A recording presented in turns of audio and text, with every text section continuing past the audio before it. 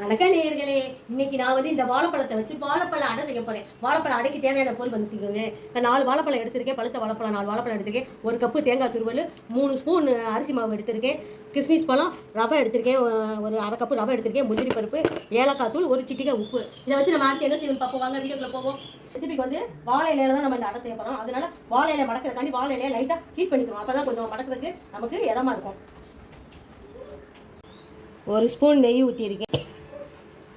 முந்திரி பருப்பை வறுப்போம். கிறிஸ்மிஸ் பழம் ரெண்டையும் வறுத்து எடுத்துக்கிடுவோம்.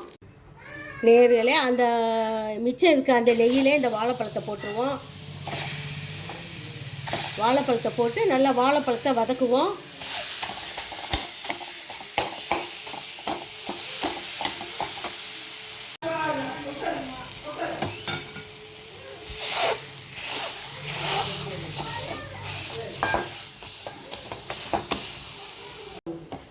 வாழைப்பழம் வதங்கிருச்சு. அதுக்கப்புறம் வந்து ரவையை கொட்டுவோம். நம்ம எடுத்து வச்சுருக்க ரவையை கொட்டுவோம். அரை கப்பு ரவையை கொட்டுவோம். ரவையை 4 வதக்குவோம். ரவை வதங்கிருச்சு. அதுக்கடுத்து அரிசி மாவு எடுத்து கொட்டுவோம். தேங்காய் துருவலை கொட்டுவோம். கொட்டி ஒரு வதக்குவோம்.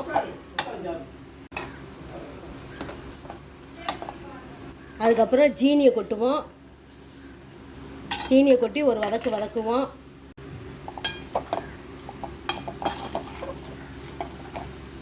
ஜீனியை கொட்டினோன்னா கொஞ்சம் ஜீனி பாவு, கொஞ்சம் சீனி கரைஞ்சி கொஞ்சம் தண்ணி ஆகும். அதை கொஞ்சம் வற்ற விட்டுக்கிடுவோம். இதே இடத்துல வந்து நம்ம மண்டவளமும் போட்டுக்கலாம். மண்டவளம் பாவு காய்ச்சி ஊற்றிக்கலாம். நான் இன்றைக்கி ஜீனி எடுத்துருக்கேன்.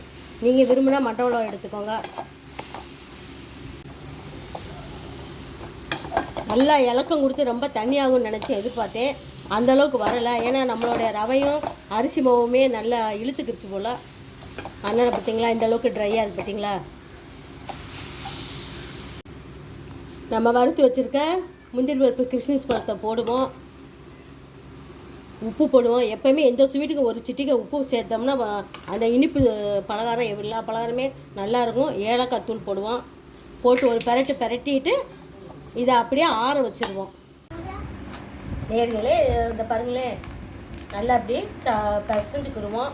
முந்திரி பருப்பு கிறிஸ்மிஸ் பழம் எல்லாம் ஒன்று சேர மாதிரி பிசைஞ்சிக்கிட்டு நமக்கு வேண்ட அளவுக்கு இந்த அளவுக்கு எடுத்து இந்த வாழை இலையில் வச்சு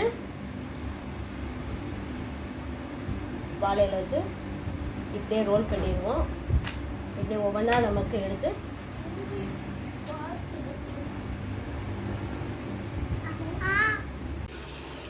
நம்மளுடைய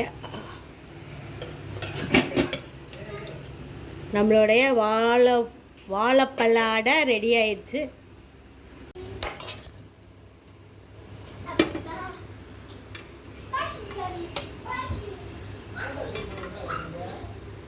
நம்மளுடைய வாழைப்பழ அடை வந்து ரெடி ஆயிடுச்சு.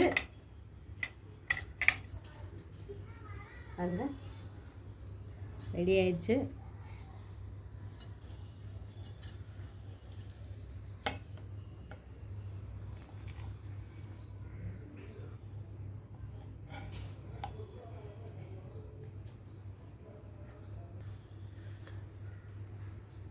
வேறையிலே வாழைப்பழ அடை வந்து சூப்பராக இருக்குது. இது காலையில் பிரேக்ஃபாஸ்ட்டுக்கு நல்லா உகந்தது, ஆரோக்கியமானது, டயட்டுக்கு ஏற்றது. இந்த ரெசிபியை நீங்களும் செஞ்சு பாருங்கள். செஞ்சு பார்த்துட்டு லைக் பண்ணுங்கள், சப்ஸ்கிரைப் பண்ணுங்கள். நன்றி, வணக்கம்.